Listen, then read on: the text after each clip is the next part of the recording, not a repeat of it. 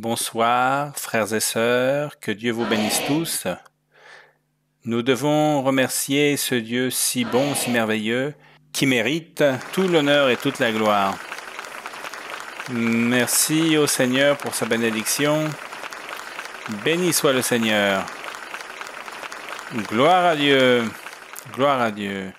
Nous allons prier notre Père Céleste. Ce soir, notre Père Céleste, comme il l'a toujours fait, nous rend visite à travers le Saint-Esprit. Et pour cela, nous allons disposer notre cœur, nous allons disposer notre âme, et nous allons chanter, et chanter avec quoi? Avec tout notre cœur.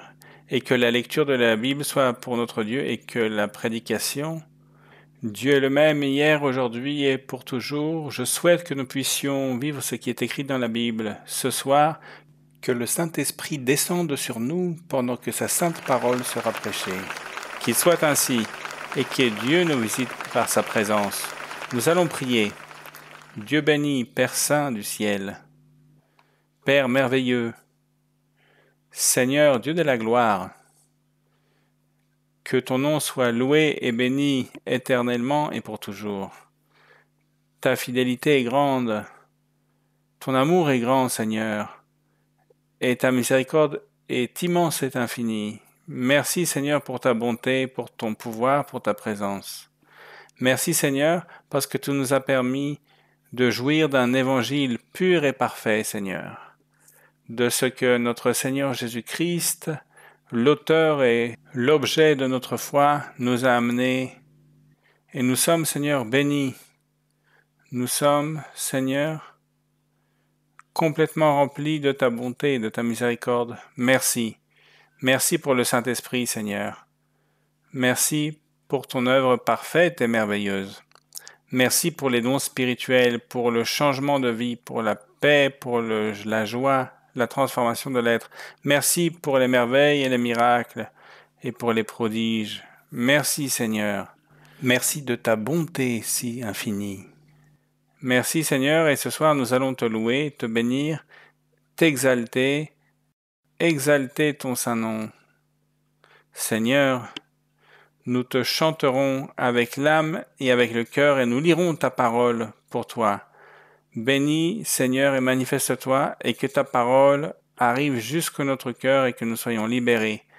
Et que pendant que ta parole sera prêchée, que ton Saint-Esprit descende avec ton pouvoir et que le Saint-Esprit nous remplisse de ta présence. Bénis toute l'Église, Seigneur, chacun de ceux qui sont présents ici, et bien entendu, de te bénir et de t'exalter.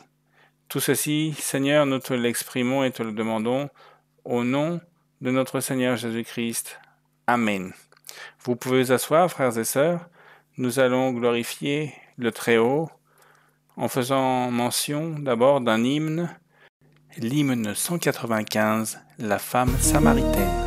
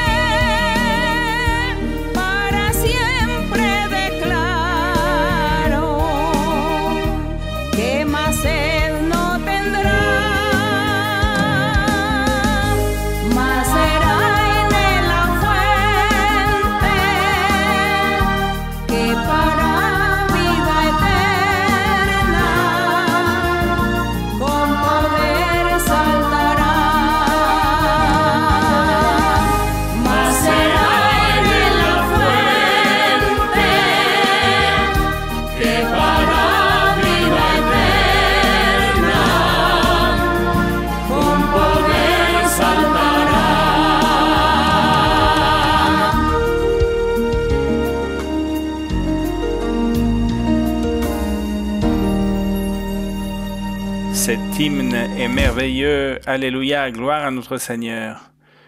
Chantez à notre Seigneur Jésus-Christ qui est le chemin, la vérité et la vie.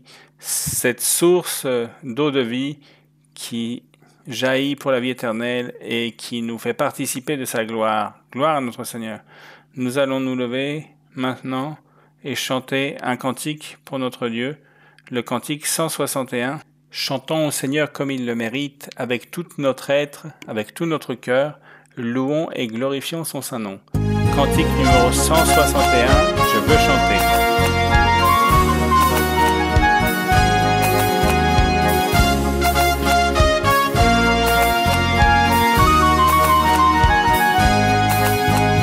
Quiero cantar una linda canción de aquel que mi vida cambió.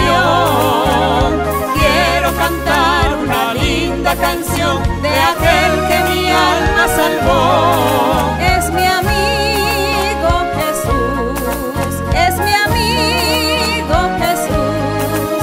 Él es Dios, Él es Rey, es amor y es verdad. Solo en Él encontré esa paz que busqué.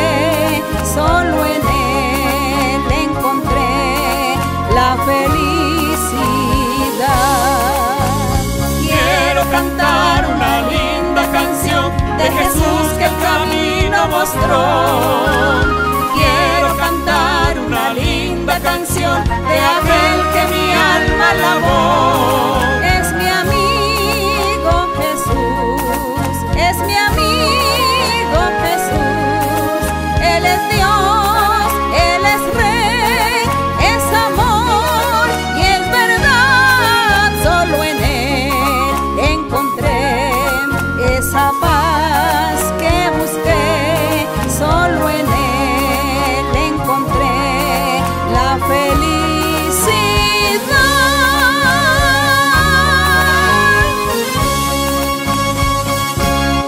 Et qui donne l'honneur et la gloire à notre Seigneur. Gloire à Dieu, grand est le Seigneur. Quel jour si merveilleux, annoncé par le Seigneur. Il l'avait révélé en prophétie, et nous l'avons vu en songe. Notre sœur Maria-Louisa, ce soir parmi nous.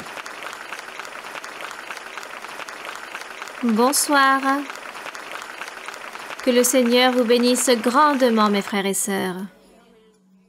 Nous rendons grâce au Seigneur car de nouveau nous sommes ici, réunis ensemble, partageant la présence de Dieu, partageant ses bénédictions, ses bienfaits, ses miracles, tout ce qu'il donne.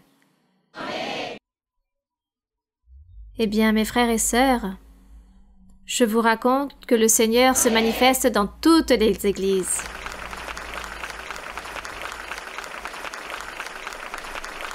Dieu utilise beaucoup de frères et sœurs, il les utilise énormément. Dieu réalise beaucoup de miracles, beaucoup de prodiges, des choses merveilleuses dans les églises où beaucoup de frères et sœurs sont en train de visiter, car il y a des frères et sœurs anciens, anciennes, matures, dévoués au Seigneur, qui visitent certains lieux, surtout principalement en Colombie. Et beaucoup de personnes me racontent qu'ils sont très appuyés par Dieu, car Dieu réalise beaucoup de guérisons à travers eux. Comme il est écrit dans Actes des Apôtres, où l'on peut voir et lire toutes ces expériences du Seigneur, et l'apôtre Paul disait « Il faut aller voir une église, mais il faut emporter aussi cette puissance et démontrer la puissance de Dieu. » Et il disait « Mon évangile, lorsque je vais dans un certain endroit, je dois démontrer la puissance de Dieu. » Il disait tout cela à toutes ces personnes qui étaient ennemies de l'évangile, ennemies de la parole du Seigneur. Et l'apôtre leur disait « Moi, je vais démontrer la puissance de Dieu avec la démonstration du Saint-Esprit, de l'Esprit de Dieu. Ce n'est pas juste prêcher, parler en disant que Dieu se manifeste, mais il faut aussi le démontrer. Et comment nous le démontrons? Lorsque vous imposez les mains à certaines personnes, par exemple, qui sont malades ou qui sont liées par des mauvais esprits, Dieu réalise le miracle, donne la guérison, donne la délivrance. Donc on dit que l'Esprit de Dieu se manifeste. Et là, nous sommes en train de démontrer que nous avons de Dieu, car la puissance de Dieu se démontre à travers les personnes. Et ça, c'est merveilleux. Bien, mes frères et sœurs, pouvez vous asseoir. Et nous allons maintenant donc commencer avec notre étude biblique. Car durant toute la pandémie, cela fut impossible. Même si pendant la pandémie nous avons vécu des moments très heureux avec le Seigneur, des expériences très merveilleuses. J'étais si proche avec les frères et sœurs, à travers l'écran, derrière une caméra, je disais derrière cette caméra, il y a tous les frères et sœurs en train d'écouter les choses de Dieu, en train d'écouter la parole, et cela me remplissait d'une grande allégresse, et cela me motivait chaque jour, et je me sentais pas seule. Je n'avais pas l'impression d'être seule. Nous étions peut-être au début 10-12 personnes. Mais je savais que derrière cet écran, il y avait des milliers de personnes qui regardaient. Donc je rends grâce au Seigneur. Car, ou du moins, je réalise ce travail avec tout mon cœur. Et je dépose ma confiance en Dieu, car je sais que Dieu est là et que le Seigneur agit, il réalise les miracles dans chaque cœur, dans chaque vie. Je vous raconte aussi, il y eut un temps où nous étions en train de lire les psaumes, disons que nous les lisions d'une manière consécutive. Vous vous rappelez dans quel psaume nous nous sommes arrêtés il y a à peu près 5 ans? Il y a à peu près 5 ans, il me semble que j'étais en train de lire tous les psaumes. Et ensuite, tant de choses sont arrivées, la pandémie, et tout est resté en suspens. Qui se rappelle de cela? Peut-être pas vous, mais moi oui. Donc nous allons continuer avec le psaume 69. Il y a certains psaumes qui sont très longs. Alors, peut-être je vais lire jusqu'à la moitié du chapitre, mais aujourd'hui je vais essayer de lire le psaume 69 qui est prêt, car j'ai ma page ici pliée depuis plus de 5 ans. La page est restée là pliée et je sais que nous sommes arrêtés ici au psaume 69. Donc nous allons nous réjouir aujourd'hui dans la lecture de ce psaume et nous allons honorer le Seigneur. Mais bien avant, je veux saluer aussi, car cette étude biblique sera dirigée pour toutes les églises dans plus de 70 pays. Nous allons donc saluer tous les frères et sœurs et toutes les églises qui se trouvent dans différents lieux du monde. Que Dieu vous bénisse.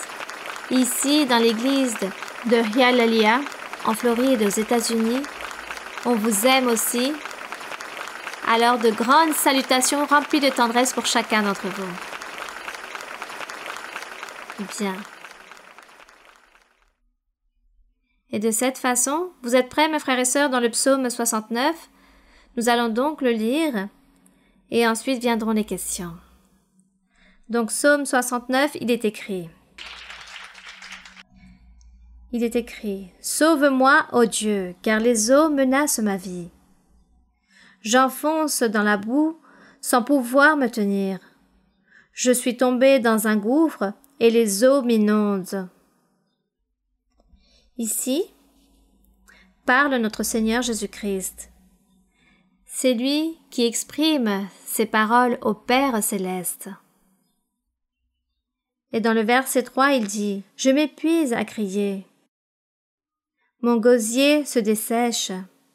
Mes yeux se consument, tandis que je regarde vers mon Dieu. » Nous savons que le Seigneur Jésus-Christ, lorsqu'il était sur terre,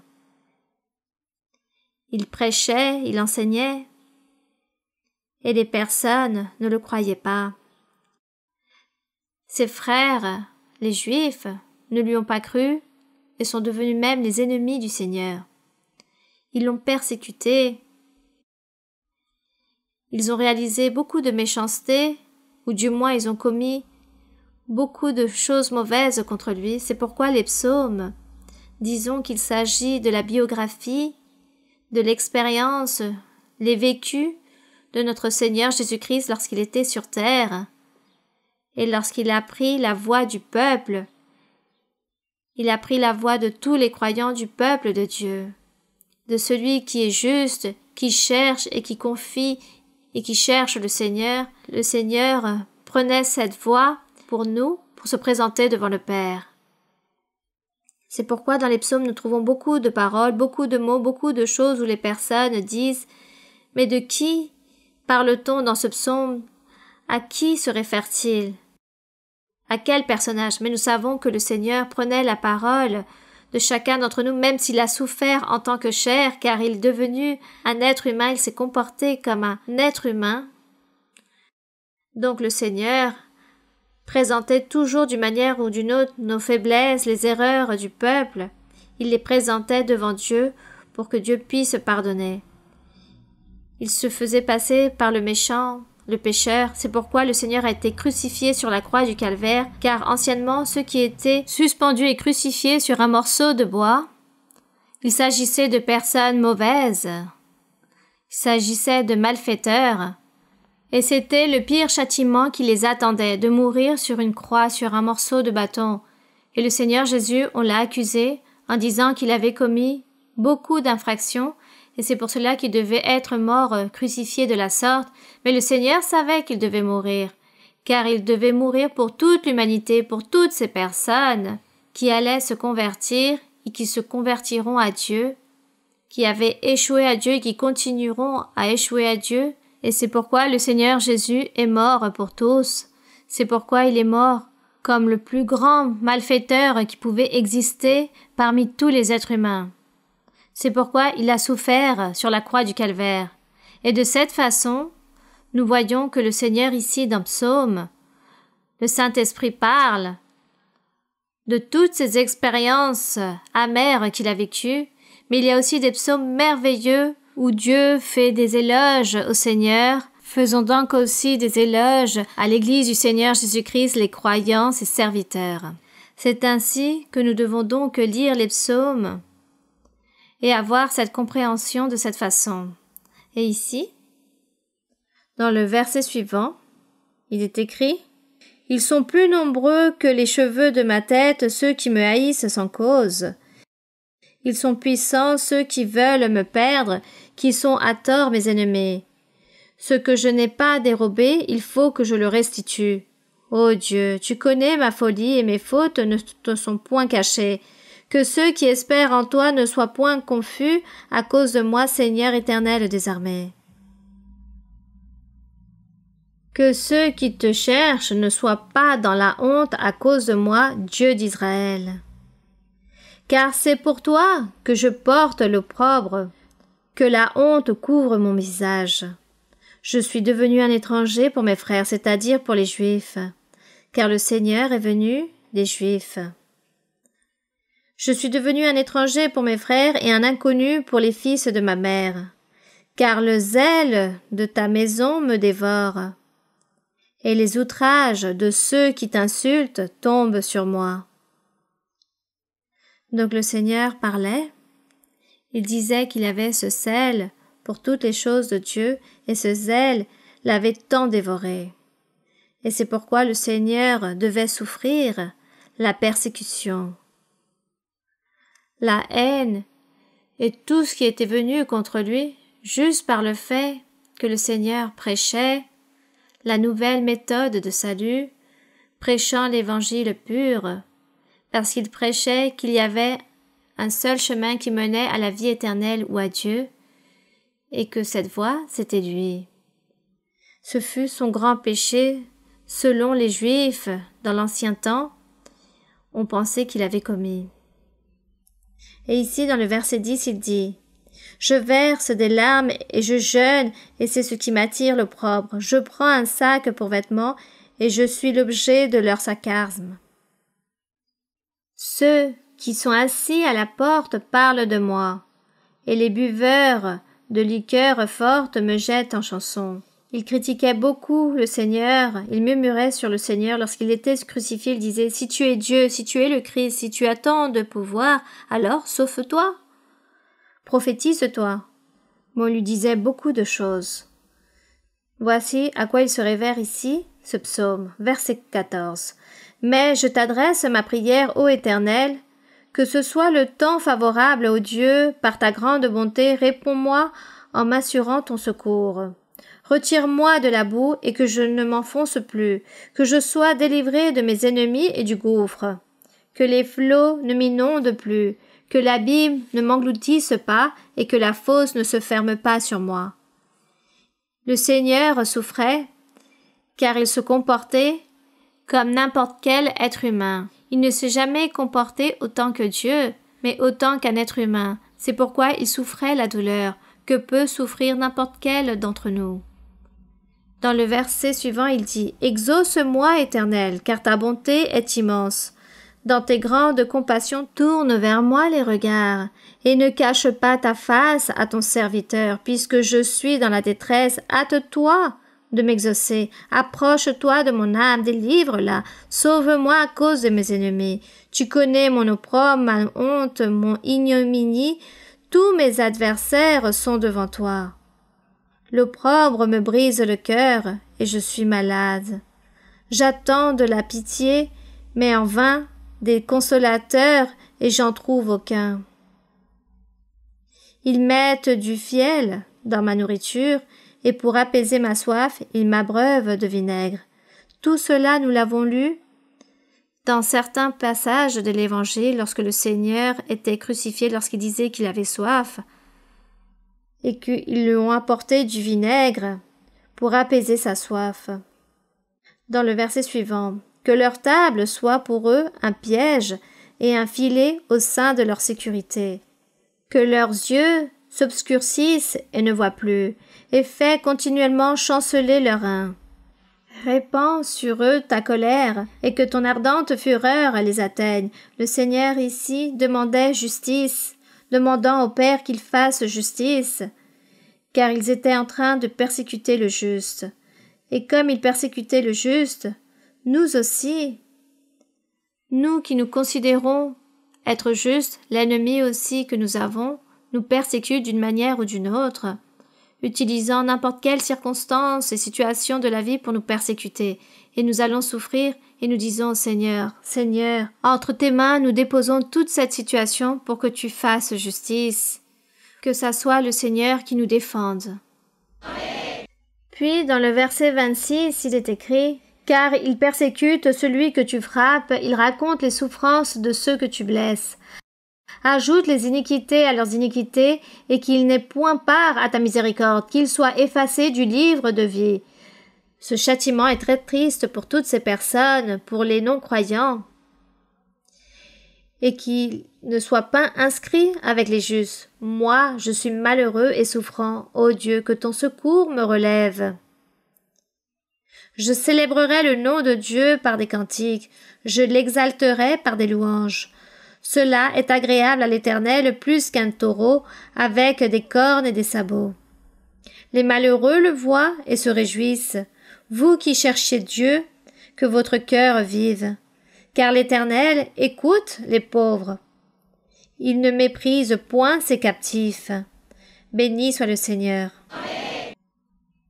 Ceux qui sont captifs de l'ennemi, n'est-ce pas? Verset suivant. Que les cieux et la terre le célèbrent, les mers et tout ce qui s'y meut. Car Dieu sauvera Sion, qui est son Église, gloire au Seigneur, et bâtira les villes de Juda, qui est la même Église. On s'y établira et l'on en prendra possession, c'est-à-dire les croyants profiteront être nommés par Dieu autant qu'Église du Seigneur. Amen. Voici, lorsqu'il dit « On s'y établira et l'on prendra possession », un nouveau nom, ce que Dieu a promis à tous ses serviteurs, à toutes ces personnes qui aiment le Seigneur. Puis il est écrit « La postérité de ses serviteurs en fera son héritage, et ceux qui aiment son nom y auront leur demeure dans cette Église, ou appartiendront à ce peuple appelé le peuple de Dieu. » Ainsi est la parole de notre Seigneur dans le psaume 69. Nous lui donnons l'honneur et la gloire. Amen.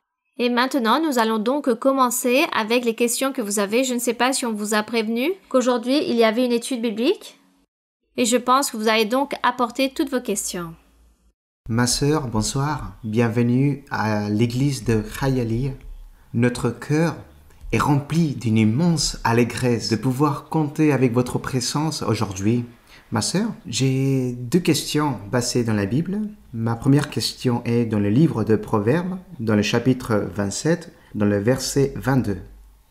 Proverbe 27, verset 22. 22, ma sœur. Oui. Oui, mon Je frère. lis.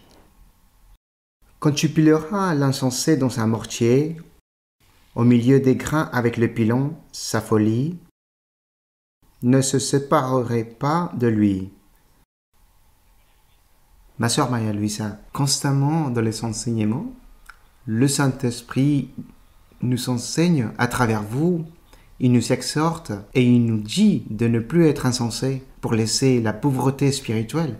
Comment se réveiller et ouvrir les yeux pour comprendre et découvrir que nous sommes et nous pensons de manière insensée et comment s'éloigner de l'obstination d'après cette lecture, car c'est très dur de s'en éloigner pour pouvoir grandir dans notre vie spirituelle, ma sœur. Bon, je pense que tout d'abord, nous devons expliquer ce mot. Qu'est-ce que la folie? Ou qu'est-ce être insensé? Une personne obstinée, capricieuse, qui fait les choses de manière non réfléchie, une personne insensée, qui ne se laisse pas enseigner, qui ne veut pas changer, qui ne veut pas accepter les conseils, parle des choses de manière irréfléchie, ainsi une personne insensée. Lorsque nous connaissons le chemin de Dieu, lorsque nous commençons ici à écouter la parole de Dieu, à lire la Bible, je pense que la première chose que Dieu ôte de notre être, c'est cette manière d'être insensé. Et nous commençons à faire des choses correctes, à être des personnes réfléchies. Dieu nous donne l'intelligence, la paix. Nous commençons à agir ainsi car Dieu nous enseigne. Ou du moins Dieu nous transforme, nous change ou nous ôte des mauvais esprits d'obstination que peut-être nous avons en nous. Le frère nous demande jusqu'où cette obstination peut nous conduire. Ou quelle est votre question, mon frère? Car dans ce verset, il est écrit qu'il est très difficile d'en s'en Oui, séparer. tout à fait. C'est très difficile qu'un être humain puisse changer un autre être humain. C'est très difficile. C'est pourquoi un être humain avec un autre être humain, c'est impossible. Il ne peut pas le changer, il ne peut pas le transformer. La personne a beau lui enseigner en disant « ne fais pas ceci, ne fais pas cela, ne pense pas ainsi ». Celui qui est insensé continue à être encore plus insensé. En plus, si cette personne est remplie d'orgueil, va dire « mais qui es-tu pour m'ordonner? Je ne vais pas faire ce que tu me demandes de faire. » Ainsi est l'insensé. Qui change et qui ôte cette obstination? Notre Dieu. C'est notre Dieu. Ici, l'auteur de Proverbes avait tout à fait raison.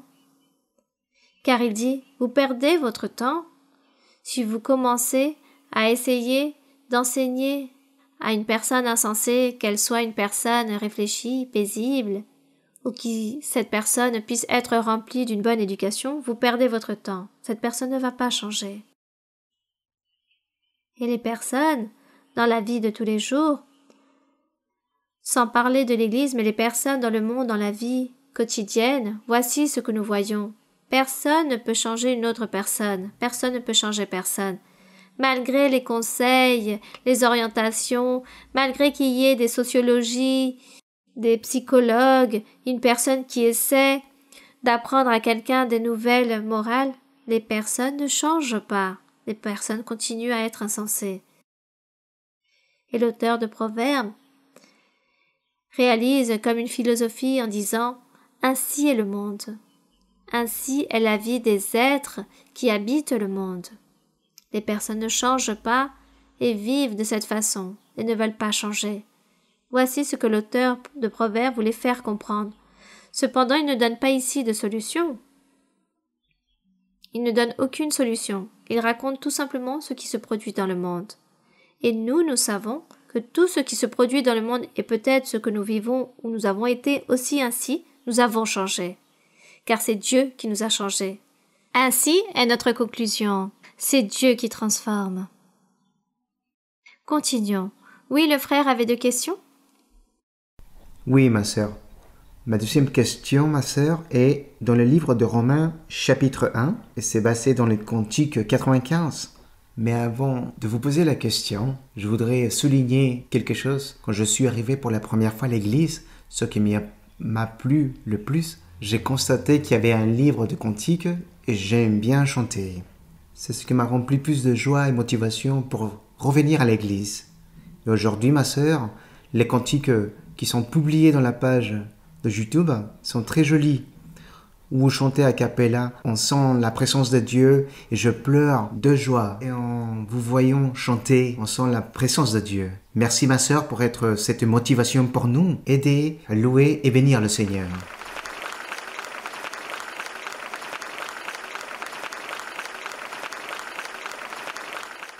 Donc vous dites Romains du chapitre Romains 1, 1, versets 13 et 14. Je Oui. lis. Je ne veux pas vous laisser ignorer, frères, que j'ai souvent formé le projet d'aller vous voir, afin de recueillir quelques fruits parmi vous, comme parmi les autres nations. Mais j'en ai été empêché jusqu'ici. Je me dois aux Grecs, et aux barbares, et aux savants, et aux ignorants. Et dans le Cantique 95, il y a un passage similaire. Je lis. J'ai une dette à cause des âmes qui errent loin du salut, et pour elles, je perds le sommeil. Me voici, envoie-moi, Seigneur. Ma sœur m'a lu ça. D'après le contexte du cantique et la lecture de la Bible, pourriez-vous nous approfondir de comment s'applique cette dette de notre vie et comment nous pouvons redonner au Seigneur? Bien. Donc lisons de nouveau le verset 13. Il est écrit, Paul dit, « Je ne veux pas que vous laissiez ignorer, frères, que j'ai souvent formé le projet d'aller vous voir là-bas à Rome, pour prier pour vous, à vous imposer les mains, à travailler, à donner la prophétie, pour que le Seigneur se manifeste. » Qu'allait lui faire? C'était donc visiter une église, évangéliser, parler aux personnes nouvelles, aux personnes récentes, rendre témoignage de la parole de Dieu, et le Seigneur immédiatement allait réaliser les signes, les prodiges et les miracles. Voici ce qui se produisait, et tout cela continue à se produire. C'est pourquoi l'apôtre disait « J'ai le projet d'aller vous voir, mais je n'ai pas réussi. » Il dit « Jusqu'à présent, j'ai encore des empêchements. » Afin de recueillir quelques fruits parmi vous, c'est-à-dire là où il allait, il voulait que les personnes puissent recevoir l'enseignement et que les personnes aussi puissent commencer à agir, à pratiquer, à être au service de Dieu pour gagner des âmes pour Dieu. C'était le fruit que l'apôtre voulait recevoir de la part aussi de toutes ces personnes qui écoutaient. Mais comme il n'avait pas réussi, car il dit qu'il avait été empêché jusqu'ici, sûrement l'ennemi établissait beaucoup de distractions, beaucoup de choses qui lui empêchaient de voyager.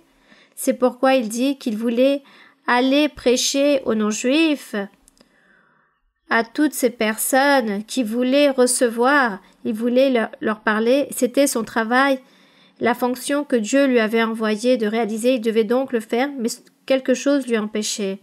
Et c'est pourquoi il dit, comme cela m'en empêche, je me sens endetté envers Dieu, je me dois aux Grecs, à toutes ces personnes. Je suis endetté envers toi, mon Seigneur, car je n'ai pas réussi à réaliser le travail que tu m'as demandé de faire.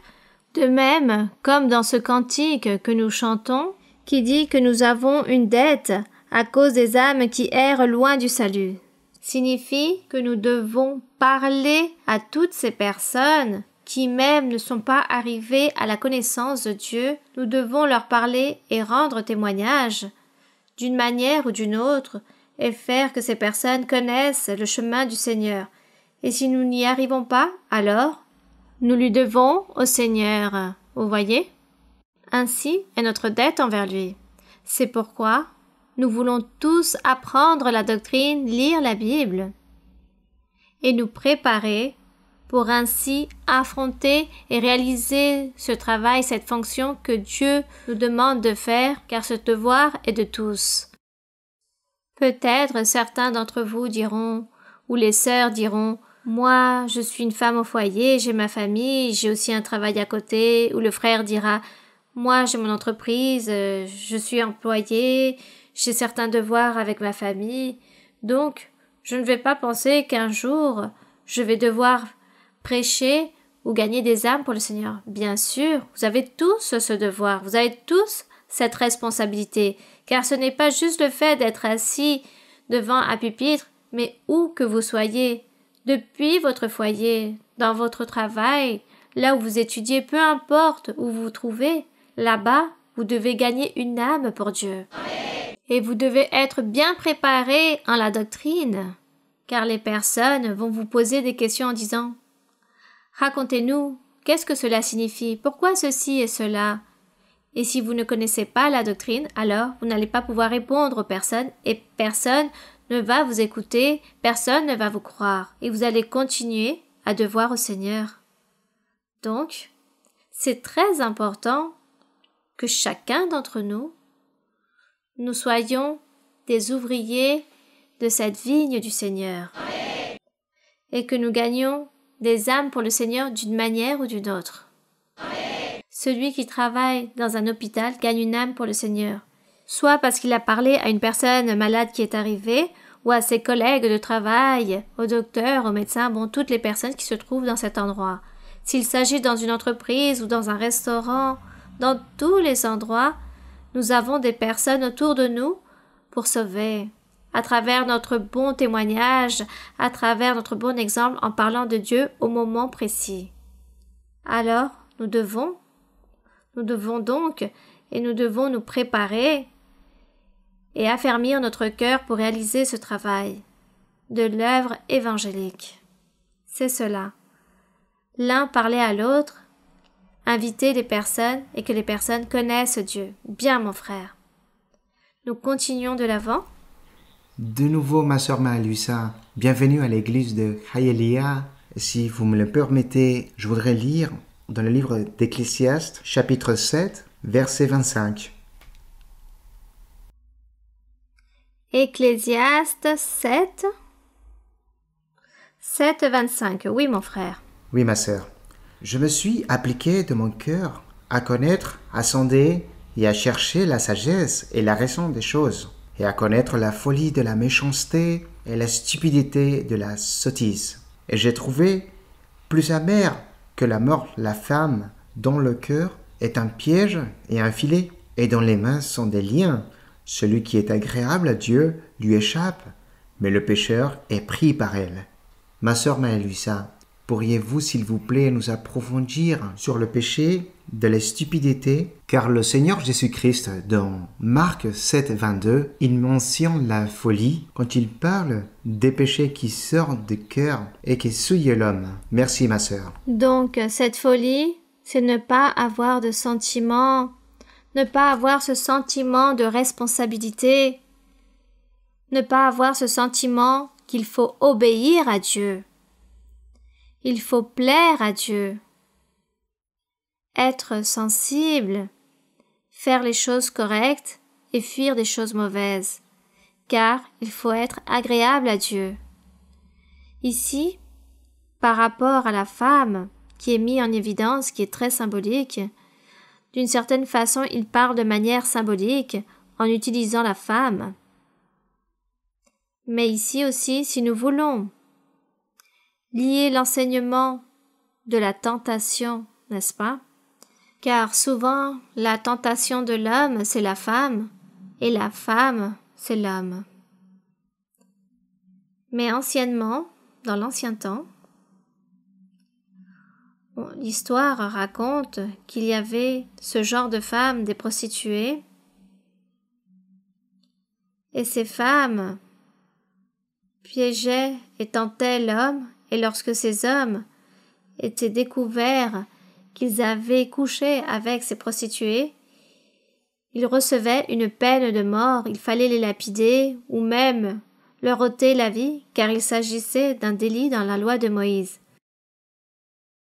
Cela était interdit qu'un homme puisse commettre un adultère ou une impudicité. Il était interdit qu'un homme aille voir une prostituée, cela était interdit.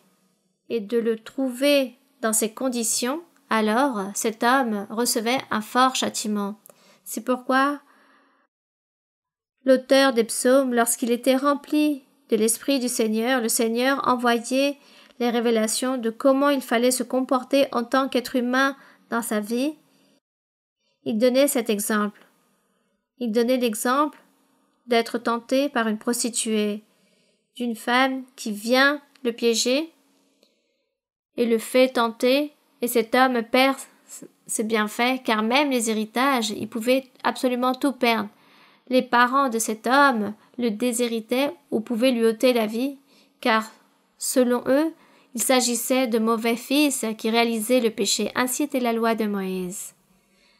Même si le peuple d'Israël était entouré de diverses nations étrangères qui avaient cette liberté de réaliser tout ce genre de péché, car il n'y avait pas de loi pour ces peuples, le peuple d'Israël ne pouvait pas faire cela, et c'était très difficile de se trouver au milieu d'une société, d'une autre culture, qui avait d'autres coutumes, où tout cela leur était interdit. Et anciennement, c'était très dur pour eux lorsqu'ils tombaient dans ce péché, mais ce n'était pas aussi dur parce qu'ils se déplaisaient à Dieu, mais parce qu'ils étaient en train de déplaire à leur propre famille, ils perdaient les héritages et recevaient à côté des châtiments. Disons que c'était leur plus grande peur de toutes ces personnes, surtout des hommes, d'être piégés de la sorte. C'est pourquoi on parlait de personnes insensées, qu'ils étaient tombés dans cette folie, car ils ne s'asseyaient pas à réfléchir et de dire, à penser, qu'est-ce que la loi me dit de faire, que je ne dois pas faire ceci et cela. Mais comme ces hommes n'avaient pas ce sentiment de vouloir plaire à Dieu, d'obéir aux commandements, c'est pourquoi on disait qu'il s'agissait d'une personne insensée qui ne s'était même pas inquiétée de sa propre personne, sachant que dans les jours suivants, cette personne allait recevoir beaucoup de réprimandes, beaucoup de châtiments. Mais nous, par exemple, aujourd'hui, si nous prenons ces versets pour notre vie d'aujourd'hui, nous n'allons pas dire que nous sommes des personnes insensées. Sûrement, nous l'avons été dans le monde lorsque nous vivions la vie du monde, lorsque nous ne connaissions pas encore la voie de Dieu. Mais maintenant que nous connaissons le chemin de Dieu, Dieu commence à demeurer en nous, il commence à nous envoyer une pensée différente, un concept différent de la vie des choses. Et nous ne pouvons pas dire que nous sommes des personnes insensées ou stupides. Car la personne qui dit cela, sûrement, c'est parce que la personne n'a pas encore compris la voie du Seigneur ou n'a pas voulu se convertir à Dieu. Mais dans le monde, nous pouvons voir beaucoup de folie entre ces personnes. Et c'est ce que nous voyons même dans les informations. Nous voyons le produit de la folie, de cette obstination. Mais nous rendons grâce au Seigneur, grâce à ce chemin que Dieu nous permet de marcher. Dieu nous enseigne le droit chemin, les choses justes, ce qui est mauvais, ce qui est bon. Et tout cela nous sert pour enseigner aux personnes. Lorsque les gens dans le monde se lamentent, car parfois les personnes viennent nous voir pour se plaindre de la souffrance qu'elles sont en train de vivre, de toute leur affliction, de tout ce qui s'est produit autour d'eux, de leurs proches, toutes leurs catastrophes qu'ils vivent, toutes ces situations difficiles, nous profitons de cette opportunité pour leur parler et leur dire « Ne soyez pas insensés, pensez, réfléchissez, Dieu existe. Je vais à une église où Dieu se manifeste. Veux-tu être heureux ou heureuse? Alors, ôte cette façon de penser, cette obstination, accepte la paix, ce que je suis en train de t'offrir, cette invitation pour que toi aussi tu puisses profiter de cette paix et de quelque chose de merveilleux que je vis aujourd'hui. » Et là prendra fin ce problème. Car Dieu, c'est lui qui réellement réalise tout dans notre vie. Et tout cela, ce sont des outils que nous avons pour évangéliser et pour parler à une personne de Dieu. Continuons de l'avant, je ne sais pas s'il y a une autre question. Oui, mon frère? Ma sœur Mea Luisa, bienvenue à l'église de Hialeah. Nous sommes très joyeux de pouvoir partager votre présence. J'ai une question dans la Bible qui se trouve dans Proverbe 10, verset 4. Vous pouvez lire, mon frère. Proverbe 10:4. Celui qui agit d'une main lâche s'appauvrit, mais la main des diligents enrichit. Et aussi, ma sœur, dans le livre des Hébreux, chapitre 13, verset numéro 5, Oui, vous pouvez lire. ne vous livrez pas à l'amour de l'argent. Contentez-vous de ce que vous avez, car Dieu lui-même a dit « Je ne te le délaisserai point et je ne t'abandonnerai point ».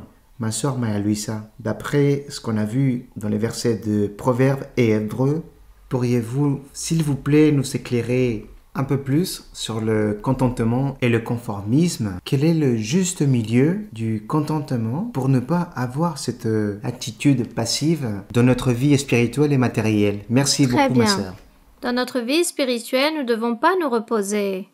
Au contraire, souhaitons toujours de recevoir les dons spirituels, persévérons pour nous perfectionner.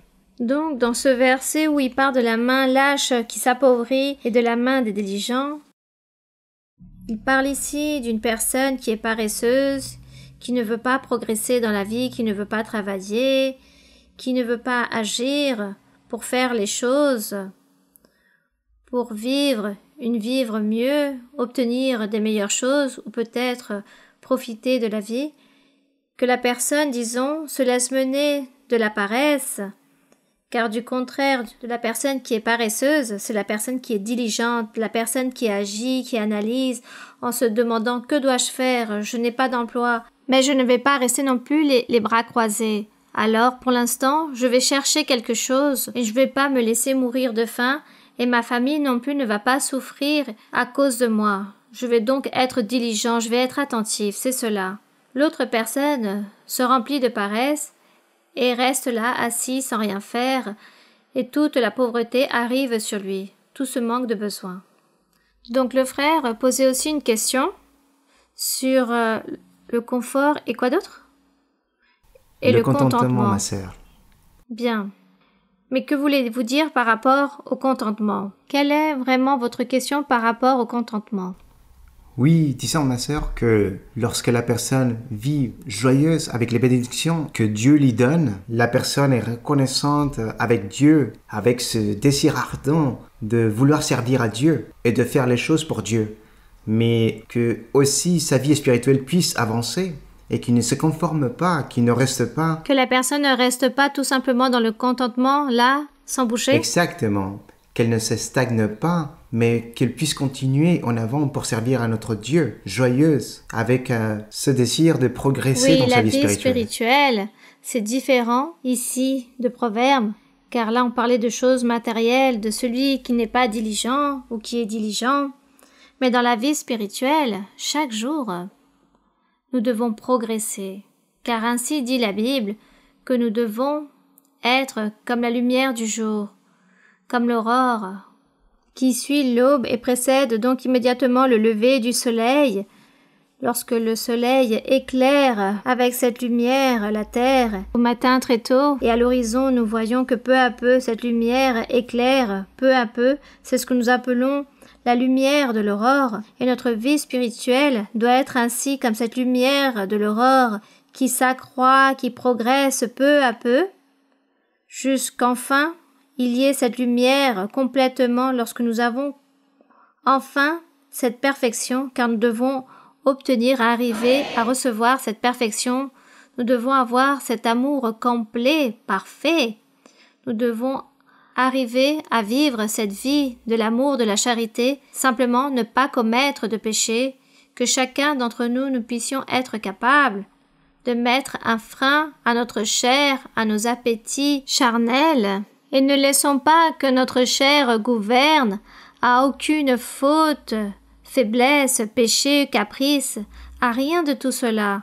Il faut émettre un frein à tout cela afin d'arriver à cette perfection que Dieu veut que nous atteignions, et nous allons arriver avec son aide.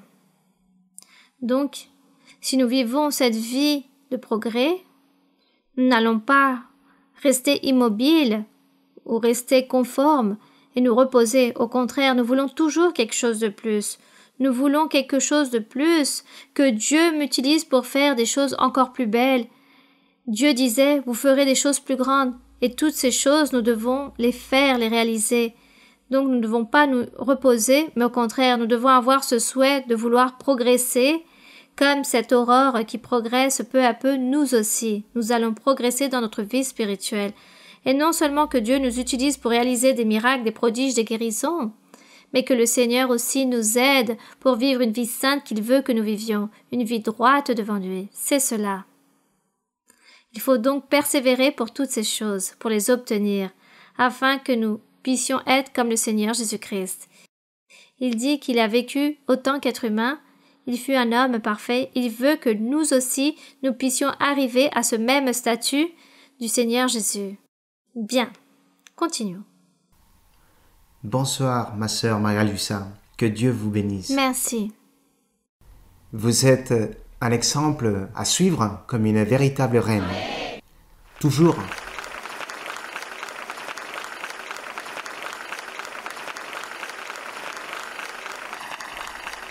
Je vous aime beaucoup. Merci, merci beaucoup.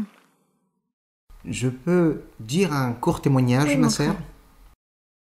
Quand je suis venu à l'église, il y a 14 ans, je ne parlais pas l'espagnol. Et dans la prophétie, Dieu m'a dit, tu vas parler espagnol, comme tu parles l'anglais.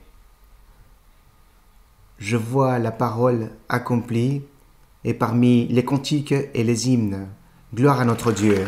Merci, on rend grâce au Seigneur. Cela veut dire progresser, c'est progresser dans la vie.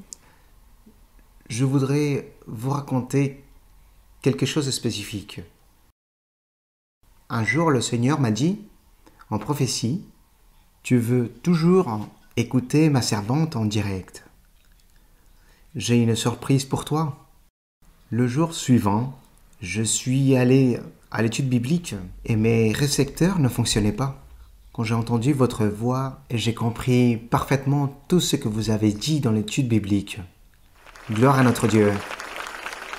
C'était une grande surprise pour moi. Bien, cela me rend très Gloire à Dieu. heureuse. Nous rendons grâce au Seigneur. Oui. Un miracle que Dieu a fait dans votre vie de permettre que vous puissiez apprendre l'espagnol. J'ai une question, ma sœur, dans la Bible, dans le livre d'Osée, chapitre 10, verset 1.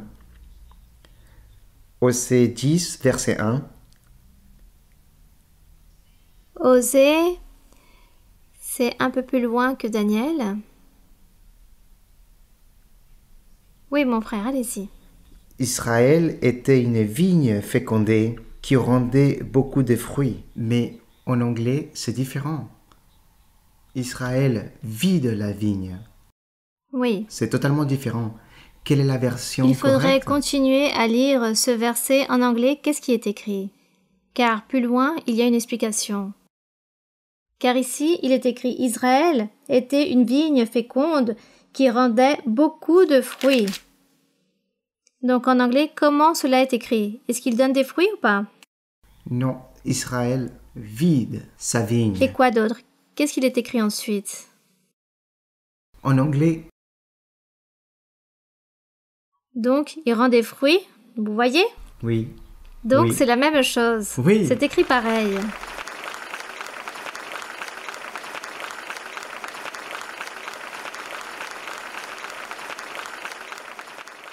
Peut-être, lorsqu'il est écrit, quand il dit qu'Israël était une vigne féconde, d'une certaine forme, lorsque dans un terrain agricole qui est rempli de fruits, viennent les ouvriers, les travailleurs, le désertent car ils ramassent tous les fruits. C'est la même chose. Cela veut dire la même chose. Lorsqu'il dit qu'Israël était une vigne féconde qui rendait beaucoup de fruits, ils étaient si abondants qu'ils les ramassaient. Et en anglais, il dit que c'était une vigne déserte, c'est la même chose. Les ouvriers viennent, prennent le fruit et le terrain est complètement nu. C'est cela. Entendu? Bien. Continuons. Bonsoir ma sœur Maria-Luisa, que Dieu vous bénisse. Bienvenue à l'église de Hialeah. Quelle grande bénédiction, quelle allégresse que vous soyez parmi nous. Ma sœur, j'ai une question dans la Bible, dans le livre d'Hébreux, chapitre 12, verset 6 et le verset numéro 11. Hébreux 12, n'est-ce pas? chapitre 12, versets 6 et 11. Oui, Je mon vais frère. lire. Verset 6. Car le Seigneur châtie celui qu'il aime, et il frappe de la verge tout ce qu'il reconnaît pour ses fils. Verset 11. Il est vrai que tout châtiment semble d'abord un sujet de tristesse et non de joie, mais il produit plus tard pour ceux qui ont été ainsi exercés un fruit paisible de justice. S'il vous plaît, ma sœur, vous pouvez nous expliquer de comment on peut atteindre le fruit paisible de justice lorsque nous sommes châtiés par notre Seigneur et ne pas s'attrister pour cela. Merci, Oui. ma sœur. Que Dieu vous Donc bénisse. dans le verset 6. Car le Seigneur châtie celui qu'il aime, et il frappe de la verge tous ceux qu'il reconnaît pour ses fils, faisant comprendre que nous, dans la vie, pendant que nous soyons dans ce monde en train de vivre, que nous soyons des fils du Seigneur, profitant des dons spirituels, des promesses de Dieu, si quelqu'un d'entre nous, disons que nous commettons une faute, un péché, et pas un petit péché, car il y a des personnes qui parlent d'un petit péché, non. Commettre un péché et vivre même dans le péché, donc on dit que Dieu châtie la personne. Il va châtier la personne étant en vie. Peut-être il va permettre qu'une maladie arrive dans sa vie, ou une pénurie, ou la perte d'un être très proche, ou que le proche tombe malade. Bon, Dieu sera de quelle façon il va châtier ce croyant qui lui a échoué. Donc il dit, dans le verset 11, lorsqu'il dit qu'aucun châtiment est motif de joie. Il y a une logique. Qui va être heureux avec une maladie, avec une pénurie, avec une difficulté, avec une amertume, avec une persécution? Bon, peu importe le problème, personne ne va être heureux pour cela. Mais la personne s'analyse, elle va dire « J'ai échoué devant Dieu et je suis en train de recevoir ce que j'ai commis. Mais vaut mieux que Dieu me donne le salaire en étant en vie et ne pas perdre mon âme pour l'éternité. » Donc on dit que la personne commence, disons, à avoir cette force, car Dieu donne la force à la personne à travers ce châtiment. Même si cela produit beaucoup de tristesse, ensuite, ce châtiment donnera son fruit, donnera la joie, car la personne reconnaît son péché, sa faute, et se repentit, demande pardon à Dieu. Donc, elle va donner un fruit, car vient une repentance, et Dieu se remplit de miséricorde, et tolère, et il lui dit à cette personne, continue de l'avant, mais bien après l'avoir châtié. Donc cela fait comprendre que Dieu nous aide, car nous l'aimons. Et nous tolérons, nous résistons cette discipline. Tous ces coups de fouet que Dieu peut nous donner par le fait d'avoir commis quelque chose de mauvais, nous sommes courageux grâce à l'amour que nous avons de Dieu. Et ensuite, nous tolérons ce qui s'est produit. Dans la vie, dans toute mon expérience de vie, que j'ai pu être en le Seigneur, tout ce que Dieu a parlé et a promis aux personnes, j'ai vu beaucoup de personnes qui ont été obéissantes à Dieu. D'autres, étant dans la voie du Seigneur, ont commis des choses très mauvaises, ont échoué à un moment donné de leur vie devant Dieu. J'ai connu tous ces cas et j'ai commencé, disons, à me poser des questions. Que se passait-il avec ces personnes? Et je me suis rendu compte avec le temps que Dieu avait châtié ces personnes. Il les a tous châtiés d'une manière ou d'une autre. Il a envoyé un châtiment et les personnes reconnaissaient en disant « Je suis en train de vivre cela car j'ai échoué devant Dieu. » Et les personnes reconnaissaient leur faute et par la suite se repentaient. Elles ont continué de l'avant, mais elles ont quand même reçu ce châtiment de la part du Seigneur. Tout cela, j'ai pu le voir, et tout cela aussi a servi d'exemple pour ma vie, pour me garder de toutes ces choses, et de savoir où je marche et où je vais, afin que le diable ne vienne pas nous dérober les bénédictions et la paix surtout, et nous faire tenter dans la tentation à nous piéger. Donc, nous rendons grâce au Seigneur pour la miséricorde qu'il a envers nous. Grâce à sa bonté, il châtie, car il dit à le Fils qu'il aime, il le châtie, surtout celui qui commet des choses mauvaises. Bien, continuons de l'avant. Bonsoir, enchanté ma sœur. Je viens de l'église de Quito, en Équateur. On vous attend les bras ouverts. Merci, merci. Merci. De grandes salutations pour tous les frères et sœurs de l'église de Quito, Merci, ma d'Équateur, des églises de Quito. Ma sœur, puis-je raconter un témoignage très petit?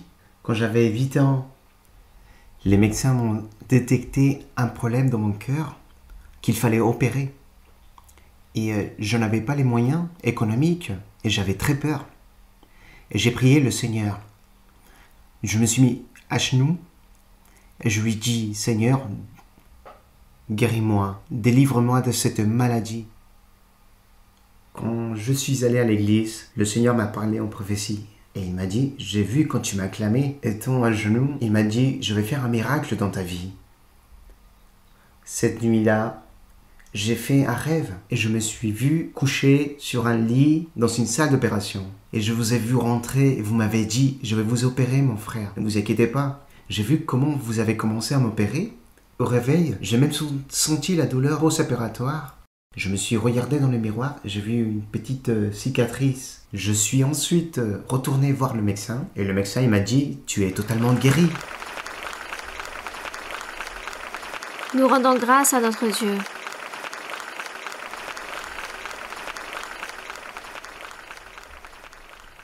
La semaine d'après, c'était plus beau encore, car le Seigneur m'a baptisé avec le Saint-Esprit. Complète fut la bénédiction.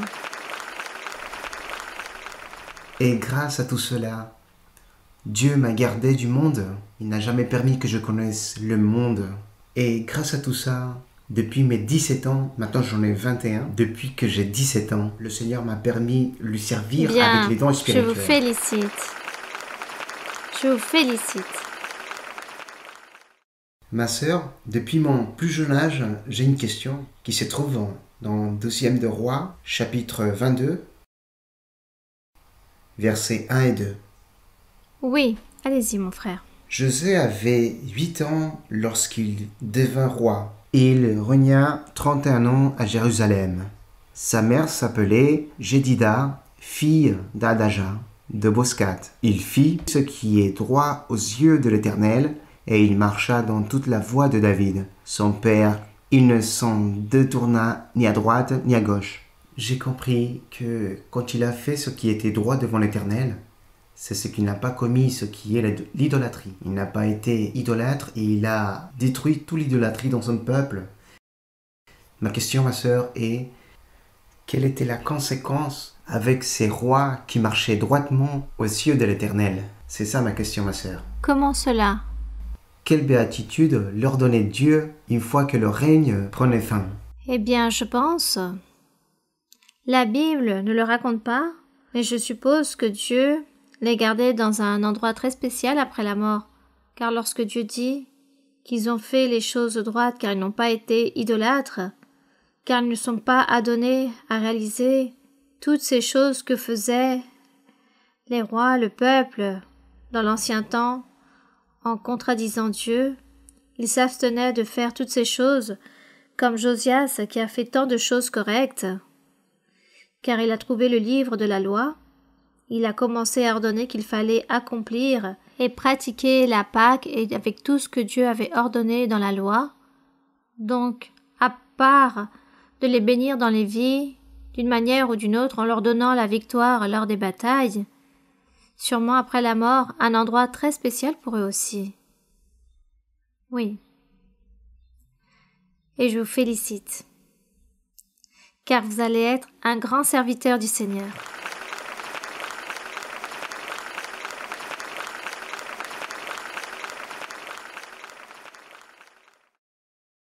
Bonsoir, ma sœur Maria-Lucia. L'église de Hialeah se trouve très honorée avec votre présence ce soir. J'ai une question dans le livre de 1er de Rois, chapitre 4, verset 29.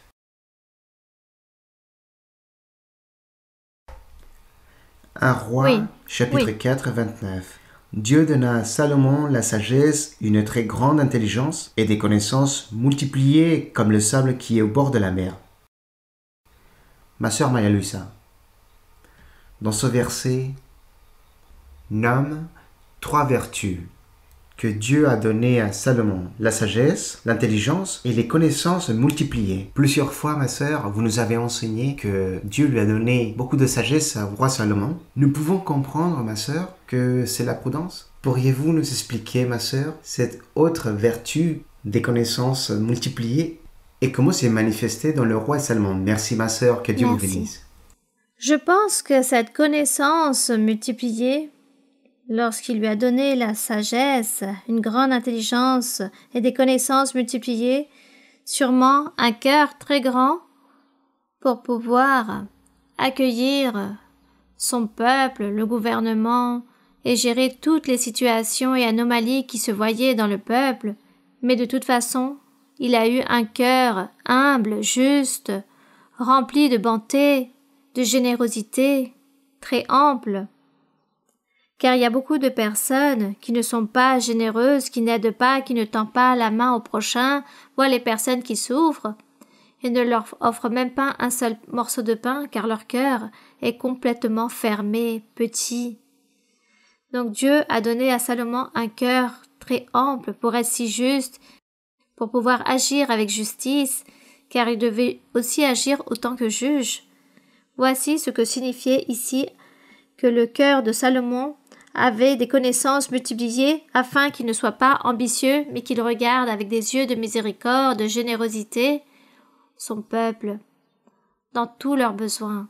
Par exemple, nous avons cet exemple où ces 2 femmes sont parties le voir en disant que ce fils était à l'une d'entre elles et le disait qu'était à elle aussi.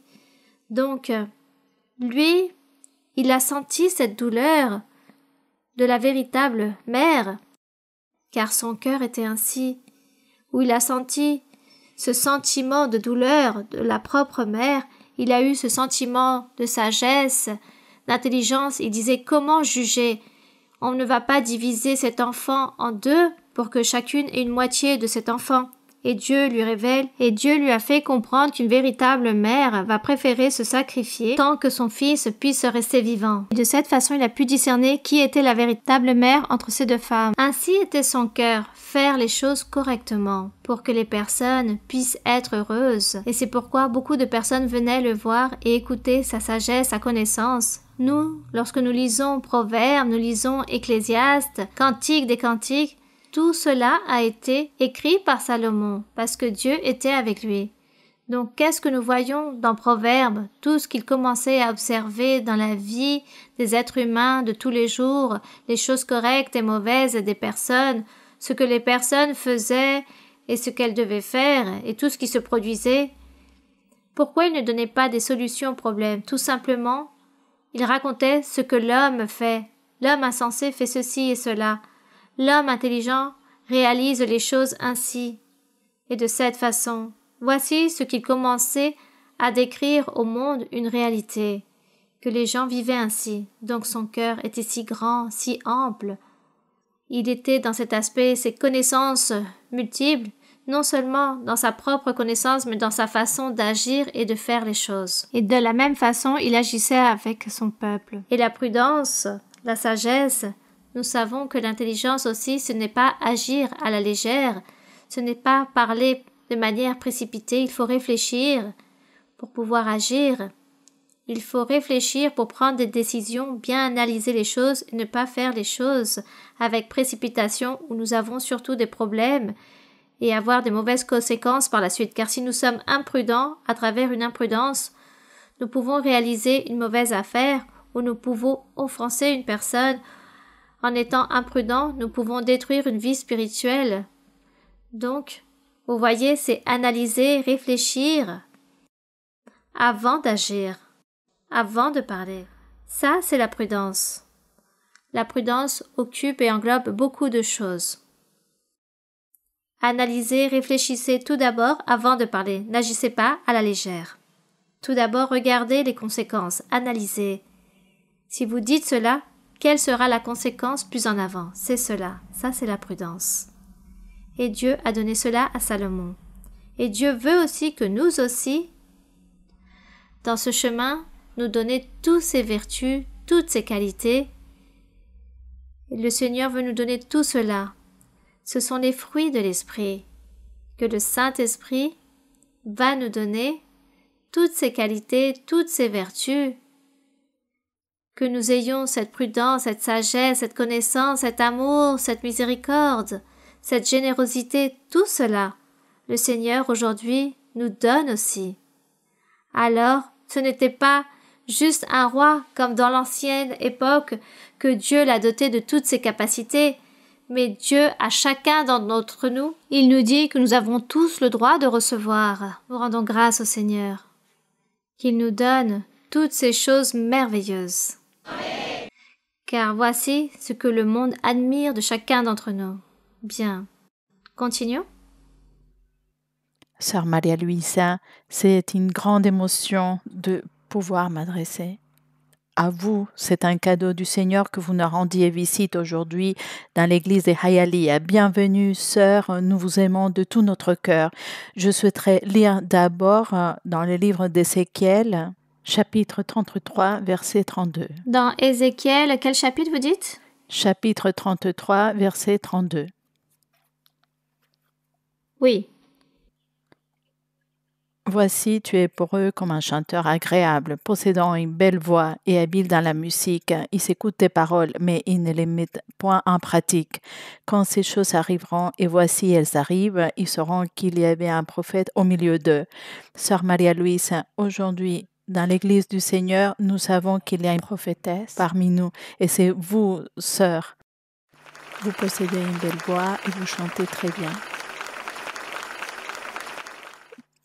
Vous chantez si bien, vous le faites pour Dieu de tout votre cœur. Merci beaucoup pour les hymnes et les cantiques, car à travers eux, vous nous imprégnez de cet amour envers Dieu. Mais contrairement à ceux qu'il est arrivé à ces temps-là, nous souhaitons de mettre en pratique tout ce que vous nous enseignez, tout ce que Dieu nous enseigne à travers vous, car nous savons que c'est la meilleure manière de vous démontrer que Mais je nous vous souhaite aimons. éclairer un point.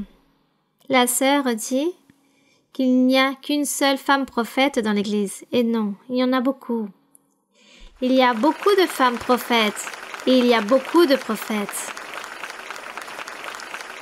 Il y a beaucoup de femmes prophètes dans l'Église dans le monde entier et il y a aussi beaucoup de prophètes. C'est juste que nous n'allons pas donner de nom ou de prénom car nous ne sommes pas là pour nous établir dans les premiers lieux. Juste tout simplement que Dieu nous utilise en nous envoyant de sa puissance et que quelqu'un puisse dire « Dieu soutient énormément la sœur un tel ou le frère un tel ». Voici ce que nous voulons. Par exemple, moi le Seigneur, lorsque mon époux Luis Moreno est mort, le Seigneur m'a dit « Prends maintenant les rênes de cette église ». Il m'a dit « Prends les rênes de cette église ». C'est très différent à être la seule femme prophète. Il m'a tout simplement dit « Prends les rênes de cette église ». Et en prenant les rênes, il est logique qu'il s'agit d'une seule personne que le Seigneur va appuyer pour, disons, gérer cette assemblée spirituelle. Mais dans l'église, il y a des femmes prophètes et des prophètes. Alors, n'allez pas vous démotiver. Et autre chose. Le Seigneur aussi, il y a beaucoup d'années, me disait « Lis la Bible, car je vais t'enseigner la doctrine. » Dieu me l'a promis. Et je pense que ce que je suis en train de faire aujourd'hui, c'est vivre ces promesses de Dieu. Alors la doctrine, il me la révèle.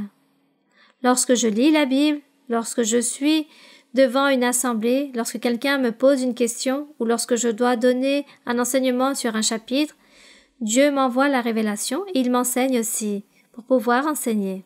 Bien. Donc je dirais plutôt, je suis doctoresse dans la parole du Seigneur. Mais je vous raconte que dans l'Église, il n'y a pas qu'une seule doctoresse, il y en aura beaucoup, des docteurs et doctoresses.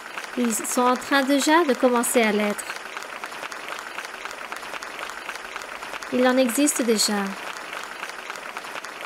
Que je sois ici en train de travailler ce que Dieu m'a envoyé de faire, c'est différent. Mais un jour, vous aussi, ça sera à votre tour de travailler ce que Dieu vous a promis et ce qu'il va vous donner.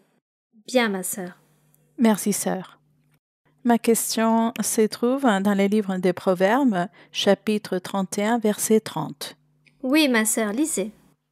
La grâce est trompeuse et la beauté est vaine.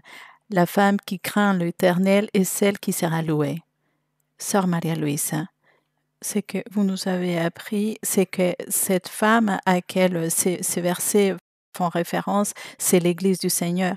Ma question, c'est par rapport à l'aspect physique d'une personne. Par exemple, sœur, si une femme a beaucoup de complexes physiques, est-ce que cela pourrait être désagréable devant le Seigneur et comment réussir l'équilibre pour que cela ne devienne pas un attachement dans la vie de la personne qui produise tristesse, dépression et peu d'estime chez la personne, en tenant compte que la société a fixé des paramètres de beauté et plusieurs jeunes se suicident car ils considèrent qu'ils ne correspondent pas à ces paramètres de beauté. Merci, sœur, de votre réponse. Qui ont ces complexes, qui voient que leurs défauts physiques et ne sont pas contents avec leur propre physique, mais connaissent la voix du Seigneur, le Seigneur va les délivrer, va ôter ce complexe, toutes ces choses. Et la personne va commencer à dire « Je vais juste servir le Seigneur, car Dieu est avant tout. » Et Dieu embellissera cette personne. Je pense que Dieu resplendit physiquement une personne, car la vie spirituelle se reflète aussi dans la partie physique de la personne. Donc Dieu commence à faire tous ces changements. Si nous parlons des personnes du monde, eh bien les personnes du monde, on écoute souvent les mêmes refrains. Les gens commencent à être non conformes, à se plaindre de leur propre aspect, car pour ces gens, ils sont nés avec plusieurs défauts physiquement, mais Dieu aussi a établi la connaissance, l'intelligence dans la chirurgie esthétique, car Dieu savait comment allait être l'humanité avec leur mécontentement. Dieu tout l'a préparé pour que les personnes puissent profiter et se réjouir de tant de choses dans la vie. Par contre, celui qui a de l'argent le fera, mais celui qui en a pas, qui ne le fasse pas. Mais de toute façon, Dieu a établi tous les outils dans le monde pour que les personnes ne se plaignent pas tant du Seigneur. Et ne disent pas « Ah, Dieu a fait toutes les choses de manière incomplète. » Non, Dieu est parfait. Il a tout créé. Et dans l'Église, s'il y a des jeunes, frères ou sœurs, j'ai connu des personnes dans l'Église aussi qui sont complexées, mais je pense qu'il s'agit plutôt de mauvais esprits qui les possèdent et font que toutes ces personnes pensent de cette façon. J'ai dû donc prier, imposer les mains, conseiller toutes ces personnes, lutter et demander à Dieu pour que la personne puisse être libre de cette pensée, de ce complexe, et que la personne puisse être enfin heureuse. Donc nous avons aussi l'aide de notre Dieu. Et dans le monde, les personnes qui ont de l'argent, alors, accourent à la médecine. Oui, tout simplement, c'est cela. Bien, continuons de l'avant, et même dans l'Église, les personnes qui veulent et peuvent vont voir les médecins. Bonsoir ma sœur Maria-Louisa, que Dieu vous bénisse. Nous vous souhaitons que Dieu continue à vous bénir, qu'il vous donne beaucoup de santé, beaucoup de force, courage et une longue vie pour continuer à nous enseigner ma sœur. J'ai une question ma sœur dans le livre de Daniel, chapitre 6, verset 16. Livre de Daniel, chapitre 6, verset 16. Oui mon frère. Il est écrit pour honorer le Seigneur. Alors le roi donna l'ordre qu'on amena Daniel et qu'on le jeta dans la fosse aux lions.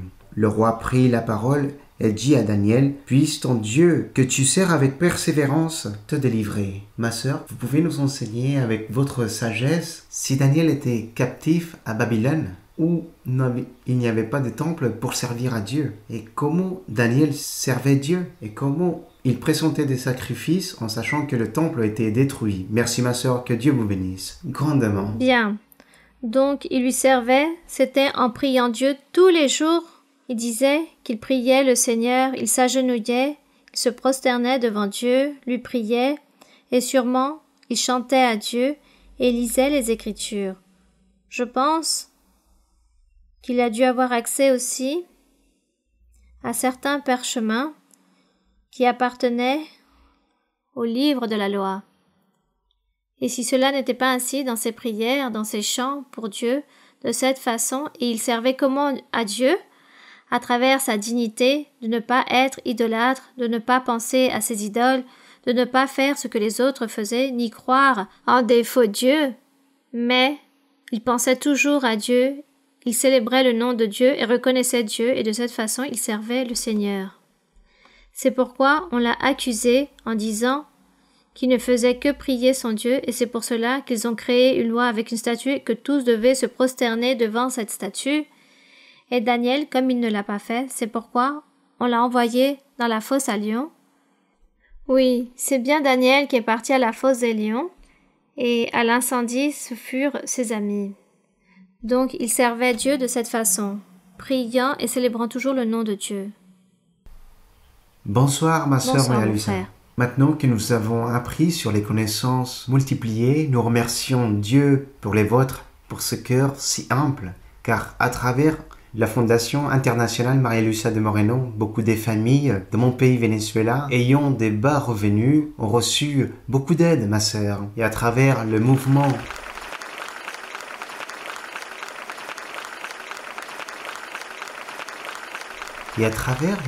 politique Mira en Espagne, beaucoup de personnes atteintes de cancer ont reçu un traitement complet pour leur maladie. Que l'honneur et la gloire soient pour notre Dieu. Gloire à Dieu. Ma sœur, si vous me le permettez, j'ai une question dans la Bible, dans 2e de Timothée, chapitre 1, verset Oui, mon 12. frère, vous pouvez lire. Je vais lire, ma sœur, merci. Verset 12. Et c'est à cause de cela que je souffre ces choses. Mais j'en ai point honte, car je sais qui ai j'ai cru, et je suis persuadé qu'il a la puissance de garder mon dépôt jusqu'à ce jour-là. Verset 14. Garde le bon dépôt par le Saint-Esprit qui habite en nous. Ma sœur, pourriez-vous nous dire à quoi fait référence l'apôtre quand il dit « garde le bon dépôt » et comment nous devons le garder? Bien. Vous avez donc lu à partir du verset 12, Oui, ma sœur. où il est écrit « C'est à cause de cela que je souffre ces choses, mais je n'ai point honte. » Qu'est-ce qu'il souffrait?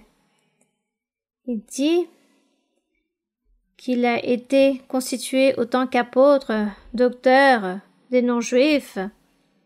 Il disait qu'il vivait beaucoup de tribulations, de persécutions, mais qu'il n'en avait pas honte, car je sais en qui j'ai cru, il était ferme et sûrement.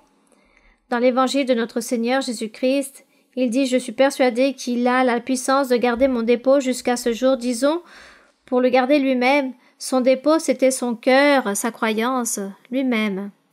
Il se considérait comme un dépôt, et dans un dépôt, nous trouvons beaucoup de choses là à garder, nous archivons. Donc c'était lui-même. On dit que Dieu le gardait pour le jour du Seigneur, pour qu'il puisse être sauvé. C'est cela. Voici à quoi il faisait référence.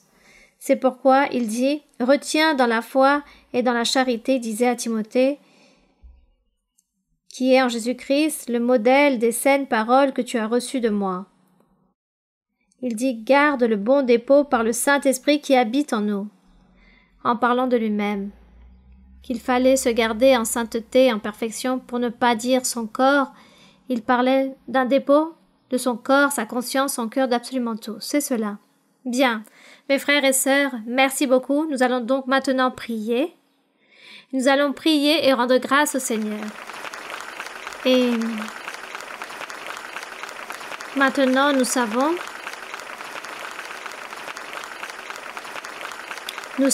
que le Seigneur commence à faire des miracles dès que l'étude biblique commence.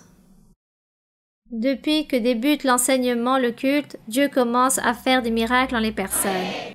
Donc, en ce moment même, nous allons prier, lui rendre grâce et aussi déposer tous vos besoins, vos souhaits, si vous avez des maladies. Donc ensuite, demandez au Seigneur pour toutes ces choses selon vos besoins. Tout ce que vous avez besoin d'exprimer au Seigneur, il fera le miracle dans notre vie. Nous allons donc prier. Béni soit notre Dieu, Père céleste. Père saint, tu es glorieux, tu es puissant. Éternel Dieu, Créateur du ciel et de la terre, notre Dieu, notre Roi. Tu es le Saint d'Israël, le Tout-Puissant, celui qui vit éternellement. Tu es celui qui est juste, qui est miséricordieux, qui est bon et clément. Tu es grand, mon Seigneur. Tu es digne de toute louange. Tu es digne de tout honneur, de toute gloire. À toi viendra tout être humain. Ils s'humilieront devant toi. Ils te demanderont pardon. Ils loueront ton nom. Ils feront des éloges, car tu es digne de tout cela. À toi viendra tout être humain. Et tout être humain reconnaîtra que tu es un Dieu tout-puissant, que tu es le seul, l'unique, le tout-puissant, mon Seigneur. L'honneur est pour toi. Nous te louons, mon Seigneur. Nous te bénissons. Merci pour ton amour. Merci pour ta miséricorde. Merci pour ton pardon. Merci, Seigneur, pour la patience et la tolérance que tu as envers nous pour notre vie. Seigneur, aide-nous. Tends ta main toute-puissante sur chacun d'entre nous. Tends ta main toute-puissante sur tous les frères, sur toutes les sœurs, sur les enfants, sur toutes les personnes de tout âge. Tends ta main toute-puissante. Envoie l'allégresse, la joie, des vertus, des qualités, des bénédictions spirituelles. Remplis chacun de la puissance du Saint-Esprit. Seigneur, envoie le pouvoir, ta puissance, cette force, cette motivation, cette allégresse, la guérison dans leur corps physique, et une guérison spirituelle aussi. Réprimande, Seigneur, les sorcelleries, les envoûtements, les malédictions. Réprimande tout mauvais esprit qui viennent tourmenter certains frères, certaines sœurs, certains enfants. Détruis l'œuvre du diable. Délie, romps toutes ces chaînes du mal. Enseigne comment nous devons te prier, comment nous devons nous diriger ou nous présenter devant toi. Enseigne-nous, mon Père céleste. Donne-nous la joie, car la joie qu'il y a dans notre cœur, c'est toi qui la donnes, et que le Saint-Esprit vienne régner dans notre cœur. Permets toutes ces choses, mon Seigneur. Ainsi sont tes promesses merveilleuses. Béni soit ton nom, béni soit notre Dieu. Tends ta main qui guérit. Sur toutes les personnes qui se trouvent malades, et aussi, Seigneur, regarde les besoins de chacun, toutes leurs nécessités, les souhaits qu'ils ont dans leur cœur. Regarde les promesses que tu as faites à beaucoup, mais qui ne sont pas encore accomplies. Garde-les, protège-les, bénis-les. Tends ta main toute-puissante, impose-leur les mains. Envoie les bénédictions spirituelles et matérielles. Merci, mon Père Saint, au nom glorieux de Jésus-Christ, son Fils bien-aimé. Nous te louons, mon Seigneur, nous te bénissons. Nous te donnons l'honneur, la gloire et la louange. À toi appartient le règne, la gloire et la puissance. Merci, Seigneur. Louange à ton nom. Alabad a Jehová, naciones todas, pueblos todos, alabadle, porque ha engrandecido sobre nosotros tu misericordia y la verdad de Jehová es para nosotros, aleluya, amén, y la verdad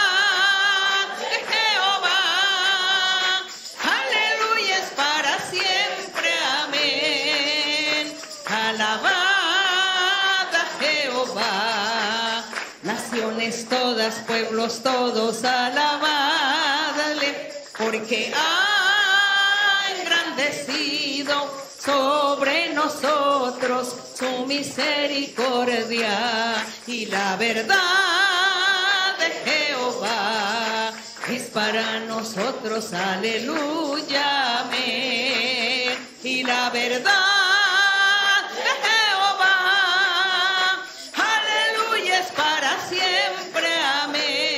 Gloire au Seigneur. Nous te rendons grâce, Seigneur. Nous rendons grâce à notre Dieu. Merci beaucoup. Merci beaucoup, mes frères et sœurs. Merci. Merci. Cela me rend très heureuse d'avoir été ici avec vous. Que Dieu vous bénisse grandement. Je vous aime avec tout mon cœur. Merci.